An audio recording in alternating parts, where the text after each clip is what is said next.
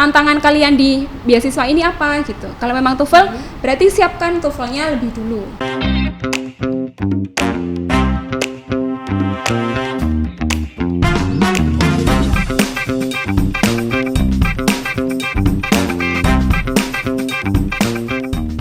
Assalamualaikum warahmatullahi wabarakatuh. Kembali lagi bersama Fatar Talks, media informasi online Fakultas Tarbiyah YIN Madura.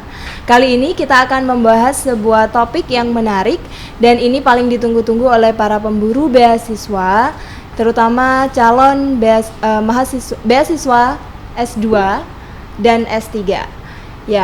Yaitu beasiswa LPDP. Namun sebelum itu jangan lupa like, share, and subscribe kanal YouTube Fakultas Tarbiyah YIN Madura. Nah, seperti yang saya janjikan, topik kali ini adalah tentang bagaimana meraih beasiswa S2, beasiswa LPDP S2. Dan kali ini saya sudah kedatangan tamu istimewa. Beliau adalah seorang awardee LPDP tahun 2016 dan saat ini beliau adalah seorang dosen di YIN Madura, yaitu Ibu Lutfatun Nisa MPD.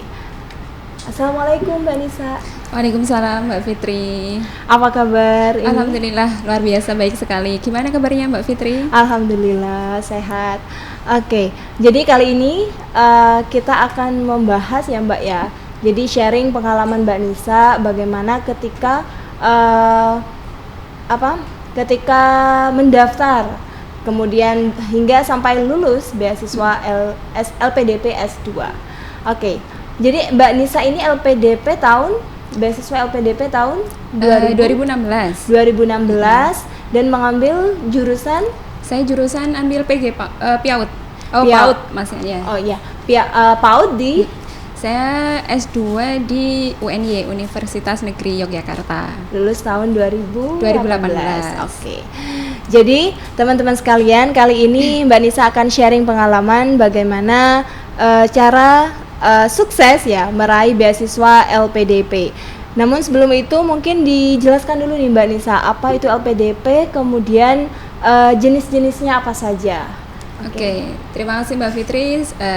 Sebelumnya saya diberi kesempatan untuk berbagi dengan teman-teman semuanya. Jadi yang belum tahu, LPDP itu apa? LPDP itu Lembaga Pengelola Dana Pendidikan yang memang dikhususkan untuk pembiayaan baik beasiswa ataupun riset, dan itu di bawah Kementerian Keuangan. Dan untuk jenis beasiswanya sangat banyak sekali. Jadi sebelum pada waktu saya pertama jadi awardee belum sebanyak sekarang. LPDP memberikan kesempatan seluas-luasnya bagi teman-teman semuanya yang ingin meng-apply beasiswa baik itu S2 maupun S3. Untuk jenis beasiswa pertama itu ada beasiswa umum, yaitu ada reguler, ada beasiswa khusus dokter spesialis, ada juga yang mau disertasi, ada khusus beasiswanya juga. Selanjutnya ada beasiswa targeted, ada juga beasiswa untuk perguruan tinggi utama dunia yang memang list perguruan tingginya sudah disusun khusus oleh LPDP. Ada juga yang kedua beasiswa targeted itu bagi teman-teman yang punya prestasi olimpiade baik nasional maupun internasional. Jadi ada kesempatan luas untuk itu.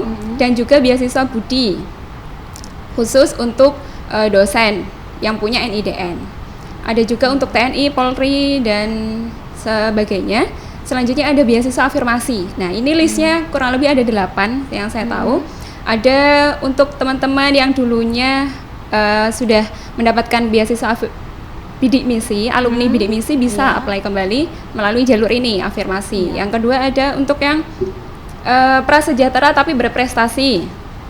Terus ada juga yang teman-teman disabilitas. Jadi LPDP tidak hanya melihat satu sisi untuk yang dalam arti yang istimewa, juga untuk yang disabilitas ada beasiswa sendiri. Untuk yang untuk daerah timur, beasiswa daerah timur dan juga ataupun tertinggal, Dan ada khusus teman-teman yang santri, ada beasiswa khusus santri juga. Oh iya. Ya, yang punya prestasi baik seni, baik olahraga juga bisa apply melalui jalur afirmasi, begitu Mbak. Jadi LPDP memberikan kesempatan yang sangat luas tergantung bagaimana kompetensi kita dan juga sekiranya dari apa yang kita punya bisa melihat bisa apply lewat jalur apa gitu. Oke, kalau pengalaman Mbak Nisa ini sebenarnya Mbak Nisa ikut LPDP yang mana ini? Kalau saya lewat jalur afirmasi. Oke. Ya.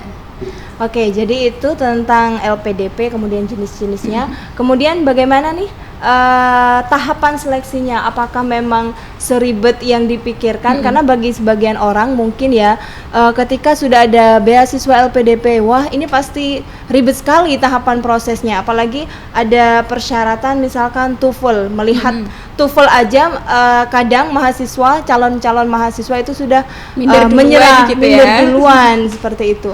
Oke, gimana ini Mbak? Oke, nah ini untuk teman-teman pasti yang mau khususnya mau daftar beasiswa harus memang perlu di-prepare.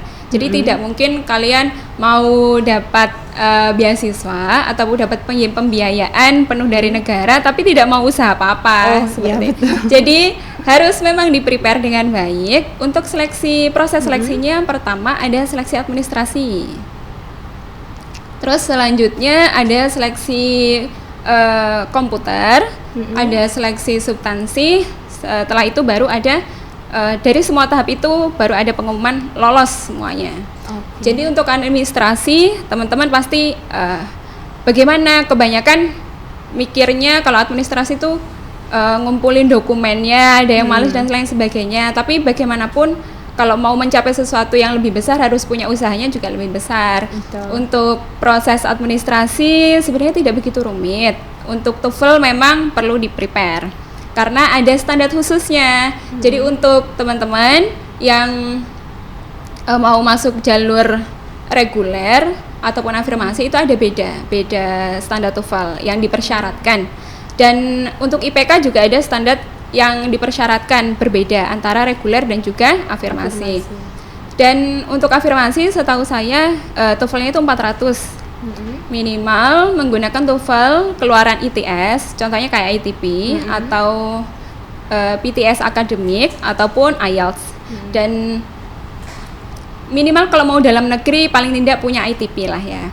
Dan dari pengalaman teman-teman yang kemarin sharing, kenapa mereka tidak lolos padahal dari semua persyaratan sudah dipenuhi gitu. Tapi ternyata kebanyakan adalah tidak detail sama sertifikat TOEFL-nya. Dikiranya sertifikat TOEFL itu pokoknya entah dari instansi manapun bisa digunakan asal skornya sesuai. Ternyata tidak.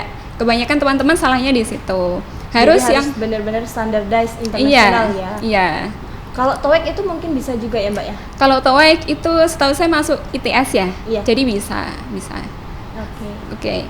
Untuk selanjutnya ada juga disiapkan esai dan itu bisa kalian susun lah, tidak perlu yang tidak serumit itu kalau kalian mau meluangkan waktu. Kalau sudah diniati, diluangkan waktunya untuk menyusun semua dokumennya, dipersiapkan semuanya dengan baik. Apalagi kalau yang punya sekiranya TOEFL-nya belum mumpuni, maka ya disiapkan. Setelah administrasi selesai, kalian bikin akun dan upload semuanya, maka selanjutnya ada pengumuman kurang lebih 2 minggu. 2 minggu dari pertama dibuka. Kalau sekitar seminggu sampai 2 minggu, setelah itu ada pengumuman tahap lolos atau tidaknya. Selanjutnya masuk ke tes komputer. Kalau saya dulu belum ada, tapi kalau untuk teman-teman yang 2019 itu ada tes berbasis komputer, itu untuk semacam TPA gitu, dan juga soft kompetensi dari teman-teman. Selanjutnya ada on the spot writing. On the spot writing ini biasanya pengalaman saya itu teman-teman nanti dikasih semacam isu terkini, diminta untuk menjabarkan bagaimana pendapatnya dan lain sebagainya, dan ada batas minimal berapa kata gitu. Dikasih kertas gitulah. Setelah itu akan ada pengumuman lagi lolos atau tidak gitu. Selanjutnya baru masuk ke tahap substansi. Tahap substansi ini nanti teman-teman ada seleksi berkas, jadi verifikasi berkas yang kemarin diupload, dibawa semua untuk diverifikasi oleh panitia. Dan selanjutnya akan ada jadwal juga, pasti sudah ada jadwal untuk LGD, leaderless group discussion. Terus juga ada wawancara oleh 3 reviewer, reviewer yang akan menilai baik itu dari psikolog, dari praktisi, dan juga dari akademisi. Setelah itu semuanya dilalui, nanti lanjut tunggu sambil berdoa. Berarti kebanyakan menunggunya ya. Iya. Menunggu hasil apakah dari semua proses yang sudah dilalui oleh teman-teman itu lolos atau tidak gitu. Dan ini yang saya jelaskan itu sebelum pandemi ya. Ini proses yang secara normalnya, secara umumnya begitu. Tapi kalau untuk saat ini pandemi, jadi LPDP punya kebijakan khusus dan hanya beberapa beasiswa yang dibuka gitu. Nah, tadi di tahap pertama yaitu di seleksi administrasi ya. Di situ diminta untuk menulis esai. Nah, esainya itu tentang apa sebenarnya? Esainya itu ada 2. Yang pertama ada kontribusi kita nanti setelah lulus, dan juga yang kedua pencapaian terbesar dalam hidup. Dan juga untuk yang teman-teman yang mau S2 ada rencana studi juga. Oke, jadi itu adalah tahapan secara umum seleksi beasiswa LPDP. Nah, sekarang saya ingin tahu nih bagaimana sih pengalaman Mbak Nisa ketika apply beasiswa LPDP di tahun 2016 ya. Apakah memang seribet itu? Ya, gimana Mbak? Kalau sebenarnya ribet atau enggak itu tergantung yang menjalani ya. Bagi saya memang karena bagaimanapun untuk proses administrasi tidak mungkin tidak melampirkan ijazah ataupun file-file pendukung lainnya gitu. Jadi saya mau berbagi cerita. Sebenarnya saya itu sudah apply 2 kali. Oke. Yang pertama gagal karena sebenarnya memang melihat sertifikat TOEFL saya ini, saya nyoba aja lah gitu. Dan waktu itu tahun 2014.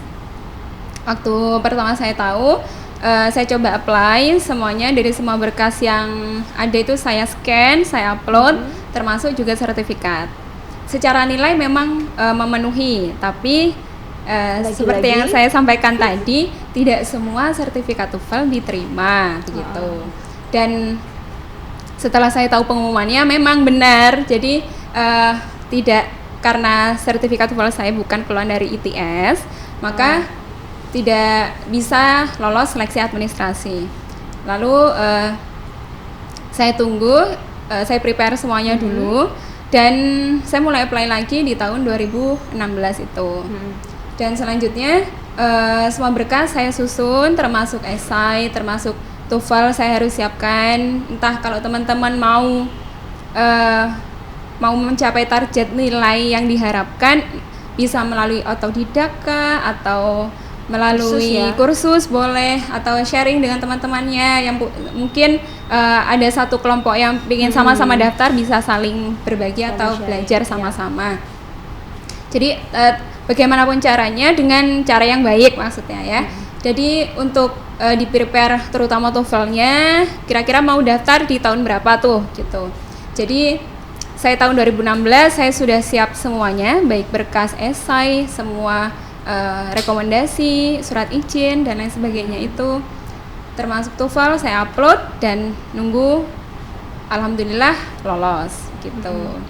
Setelah itu akan keluar jadwal untuk pemanggilan tes selanjutnya. Kalau saya memang tidak ada tes komputer, jadi langsung seleksi wawancara dan juga LGD sama on the spot writing.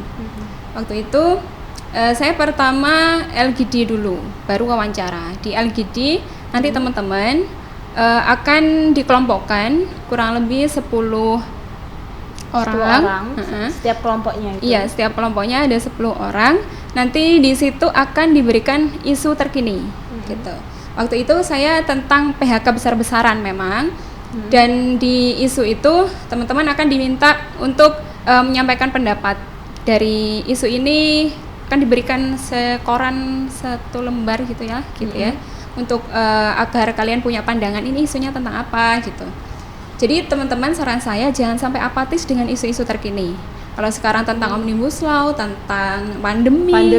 Baik itu efeknya ke ekonomi, ke pendidikan, ke lain sebagainya, sesuaikan dengan passion kalian, sesuai dengan pendidikan kalian gitu. Jadi waktu itu diminta untuk menyampaikan pendapat, tidak harus solusi, tapi sampaikan pendapatmu seperti apa, baiknya seperti apa gitu, memberikan tanggapan begitulah. Dan setelah itu ada on the spot writing. Di on the spot writing itu juga sama, akan diberikan diminta untuk memilih isu yang mau dituliskan. Waktu itu saya memilih isunya tentang terorisme.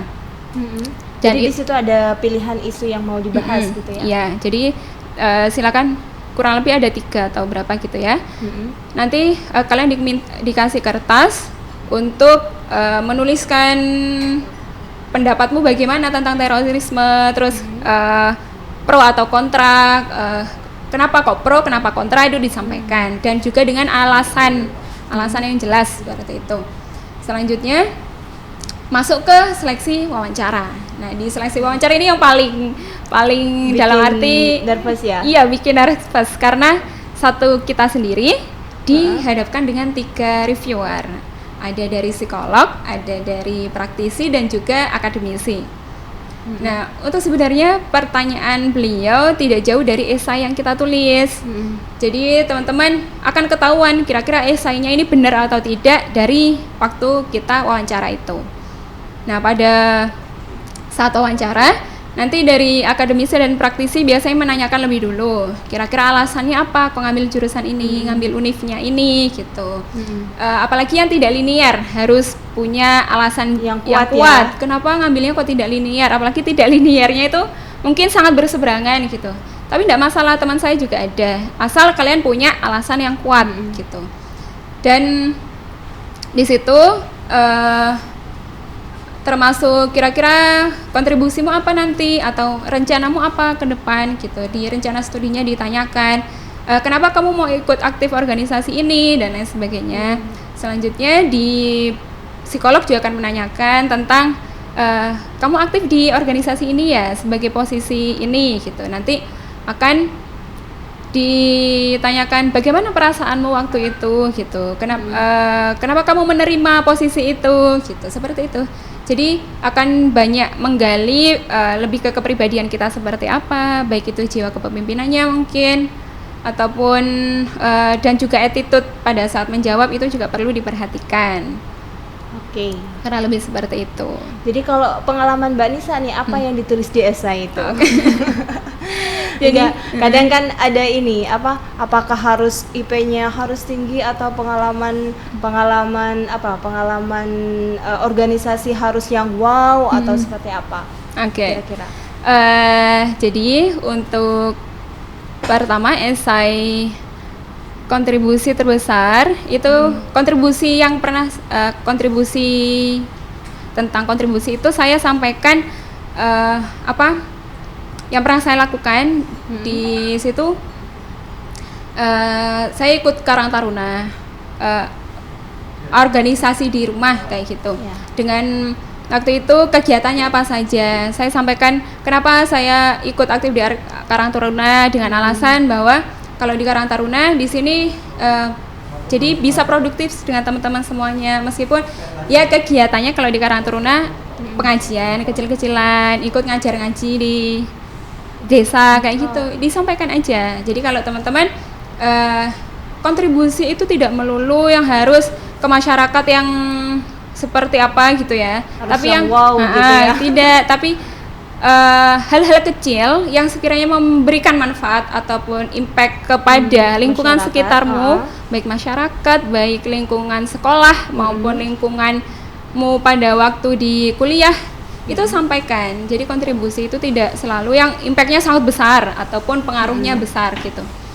Jadi setelah itu ya sampaikan bahwa saya pernah ini tinggalnya di asrama, saya bilang gitu. Saya tinggal di asrama, jadi dengan teman-teman waktu itu mengelola asramanya bareng-bareng dengan teman-teman, membuat kegiatan-kegiatan keagamaan dan lain sebagainya. Jadi kan di situ dinilai dari bagaimana kamu dan teman-temanmu saling koordinasi dan saling memimpin satu sama lain gitu. Dan saya sampaikan waktu itu saya ikut organisasi prodi. Saya tidak sampai organisasi itu, tidak sampai fakultas, tidak sampai universitas. Itu sampai saya sampaikan ikut di organisasi prodi waktu itu namanya Mas IBEM ya, dan juga organisasi keagamaan di prodi. Kenapa saya ikut organisasi itu gitu? Di situ banyak sekali pengalaman dan juga posisi apa yang kamu pegang pada waktu itu. Itu kebetulan waktu itu bendahara. Dan berapa lama kamu ikut organisasi itu? Kira-kira apa saja yang kamu lakukan itu sampaikan. Saya ikut bakti sosial, ikut membantu sebagai guru untuk anak-anak yang tinggal di pinggiran. Jadi kontribusi apa yang sekiranya kalian lihat itu memberikan manfaat, sampaikan di situ. Ya. Terus yang esai kedua itu tentang pencapaian terbesar. Nah, ini kebanyakan banyak yang nanya Mbak. Pencapaian itu harus seperti apa sih? Harus yang punya prestasi nasional internasional ataupun IPK-nya harus tinggi sekali 4 atau gimana gitu. Jadi sebenarnya pencapaian terbesar setiap orang kan punya pencapaiannya masing-masing, punya potensinya masing-masing dan jalan hidupnya masing-masing. Ya, pintar-pintar kalian untuk mencari itu, menguli kira-kira pencapaian terbesar menurutmu kamu puas dengan itu. Dalam arti puas adalah kamu mencapai itu ternyata butuh perjuangan dan itu sampaikan. Kalau teman-teman memang punya prestasi secara olimpiade, secara akademik, sampaikan juga di situ, dan proses mencapai itu seperti apa gitu. Dan kalau saya menyampaikan bahwa proses saya kuliah itu saya perjuangannya begini. Saya kuliah sambil kerja. Jadi dari semester 2 saya kerjanya ya ngajar. Waktu liburan saya tetap ngajar di beberapa sekolah TK seperti itu. Terus ikut di lembaga bimbingan belajar. Jadi privat, ngelesi, semacam itu.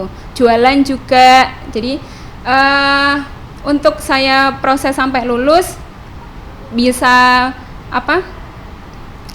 lulus dengan nilai yang cukup baik, dan prosesnya untuk itu bagi saya kebanggaan tersendiri.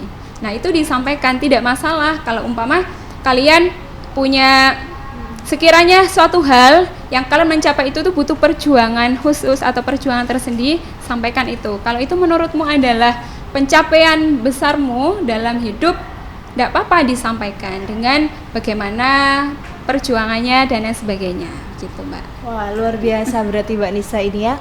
Udah kuliah sambil kerja, sambil ngajar, kemudian sambil jualan, dan lulusnya pun ini saya juga dengar-dengar terbaik ini ya. Luar biasa. Kebetulan Mbak, sebenarnya ada yang lebih baik dari saya, tapi dia ternyata lulus duluan, 3,5 tahun. Kebetulan kena di saya gitu. Wah, itu kan berarti sangat luar biasa. Ya, oke. Jadi ini tadi sudah dibahas proses tahapannya, kemudian yang kedua tahapan seleksinya, dan juga ini sharing pengalamannya Mbak Nisa. Nah, sekarang mungkin ada yang mau disampaikan nih ke mahasiswa atau mungkin calon mahasiswa S2 dan S3 yang akan mendaftar di beasiswa LPDP ini. Mungkin ada yang mau disampaikan? Oke, untuk teman-teman yang mau daftar beasiswa LPDP khususnya, jadi yang pertama adalah siapkan dulu, tata dulu niatnya. Jadi niat yang baik ditata, kira-kira mau kuliah lagi itu karena apa. Jangan sampai pengen kuliah lagi karena hanya untuk mengisi waktu luang. Itu sayang sekali, karena di sini kita diberikan kesempatan dan tanggung jawab untuk menuntut ilmu dan dibiayai. Biayanya itu bukan memang dari negara dari mana? Bisa jadi keringat ayah ibu kalian sendiri, bisa dari tetangganya, seperti itu. Jadi ditata niatnya. Selanjutnya jangan pernah berpikir kalian belum coba melangkah tapi sudah kayaknya sulit. Nah ini itu seakan-akan kalian belum keluar pintu tapi sudah membangun benteng agar tidak bisa keluar dari pintu itu. Jadi jangan membentengi diri sendiri dengan mindset yang ini bakalan susah, jangan seperti itu. Coba dulu. Dan kira-kira agar kalian bisa yang menjadi tantangan kalian di beasiswa ini apa gitu. Kalau memang TOEFL, berarti siapkan TOEFL-nya lebih dulu. Kira-kira mau lewat jalur apa tuh? Kan ada banyak jalurnya. Kalau memang kalian bisa lewat jalur umum, silahkan disesuaikan TOEFL-nya harus berapa. Dengan usaha yang maksimal, usahanya disiapkan dengan baik. Dengan kalau memang butuh kursus, silahkan kursus, sisakan uang untuk ikut kursus begitu. Dan selanjutnya, kalau sudah siap semua, pasti yang utama adalah minta restu orang tua. Minta restu orang tua itu penting sekali. Jadi setiap langkah kita sebenarnya tidak ada apa-apanya, mau pinter mau bagaimana, kalau sebenarnya yang membawa kita ke sana itu doa tulusnya dari orang tua gitu. Kalau bisa juga minta restu dari guru, orang-orang di sekitar, semakin banyak doa semakin baik. Saya kira seperti itu. Jadi jangan menganggap bahwa setiap langkah kalian akan susah dengan hanya melihat syaratnya seperti ini. Kalau kalian bisa prepare dari sekarang, apalagi yang masih kuliah tuh Mbak, yang sekiranya kalian ada kesempatan ikut lomba, ikut aja. Entah lomba itu nanti kalian gagal atau kalian ternyata dapat rezeki untuk lolos atau dapat apresiasi, itu kan bonusnya, tapi pengalaman itu, pengalamannya. Terus dan juga kalau ada kesempatan buat kalian terjun ke masyarakat, baik ikut Karang Taruna atau gabung di komunitas tertentu, jadi manfaatkan hidup kalian sekarang. Jangan cuma melihat dari prestasi dari IPK saja, tapi perbanyak CV kalian. Nanti yang mau kalian banggakan itu apa? IPK itu hanya sekian titik, sekian tahap dari kalian mencapai suatu hal yang lebih besar. Jadi perbanyak pengalamannya, kebermanfaatan dirinya sampai titik mana. Kalau suka nulis ya perbanyak nulis. Kurang lebih itu Mbak. Dan yang paling utama tips lolos utama itu apa? Daftar dulu. Oh iya betul. Daftar, jangan sampai kalau kalian berdoa sampai berdarah-darah, kalau tidak daftar, ya tidak bakal lolos begitu. Percuma. Kan nama kalian nggak tercantum di situ. Iya, yang penting ajukan dulu, daftar dulu, urusan belakangan. Ya, mau lolos usaha, gitu. Jangan lupa usaha dan berdoa gitu kan ya. Ya kalau nggak daftar tapi mohon lulus ya. Sampai berdarah mau nangis juga nggak bakalan lolos, nggak ada namanya di situ. Ya oke. Jadi ini mungkin ada lagi yang mau disampaikan ke mahasiswa, terutama mahasiswa Fakultas Tarbiyah YIN Madura.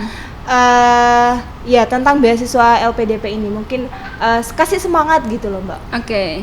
Jadi untuk teman-teman mahasiswa yang ingin mendaftar, jadi kalau untuk yang sekiranya sekarang kesempatannya kan harus pihak LOE nih yang selama pandemi.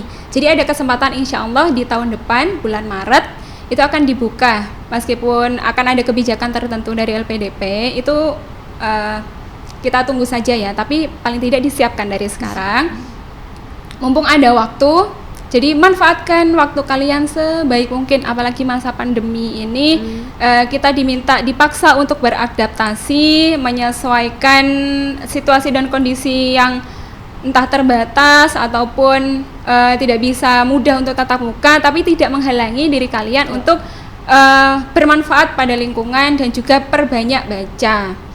Untuk di luar itu jangan ada kesempatan besar, jangan sampai ini disia-siakan. Negara berusaha untuk merangkul teman-teman semuanya yang sekiranya mungkin ada keterbatasan biaya untuk lanjut kuliah.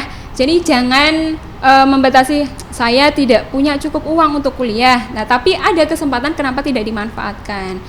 Jadi negara berusaha untuk hadir merangkul teman-teman semuanya. Yuk kita manfaatkan ini momen penting yang saya kira cukup penting, dan sekiranya kalian bisa masuk dan bisa bergabung dalam LPDP, kenapa tidak? Seperti itu. Jadi tetap semangat untuk mencapai impian terbesarnya. Jangan pernah menghalangi impian dengan alasan apapun. Kurang lebih itu, Mbak. Luar biasa, saya juga jadi semangat ini. Semangat Ya, untuk sama-sama. daftar LPDP. Ya, siapa tahu di tahun depan, tahun kapan kita bisa sama-sama buat S3. Amin, insya Allah. Jadi saya ada di sebelahnya Mbak Nisa ini sudah termotivasi untuk ikut beasiswa LPDP S3 mungkin, insya Allah. Amin, ya Mbak ya. Amin. Bareng-bareng ya Mbak. Semoga. Oke, saya kira cukup ya Mbak ya. Terima kasih banyak kehadirannya dan Sama-sama. juga motivasinya buat Semoga saya bermanfaat. pribadi dan juga para penonton mungkin ya. Kita akan kembali lagi di edisi sharing session berikutnya tentang meraih beasiswa LPDP S3. Ini pasti sangat menarik sekali ini. Oh, iya. Ditunggu-tunggu. Dan oke, baik teman-teman sekalian, jangan lupa like, share, and subscribe kanal YouTube Fakultas Tarbiyah dan nantikan edisi sharing session berikutnya. Assalamualaikum warahmatullahi wabarakatuh. Waalaikumsalam warahmatullahi wabarakatuh.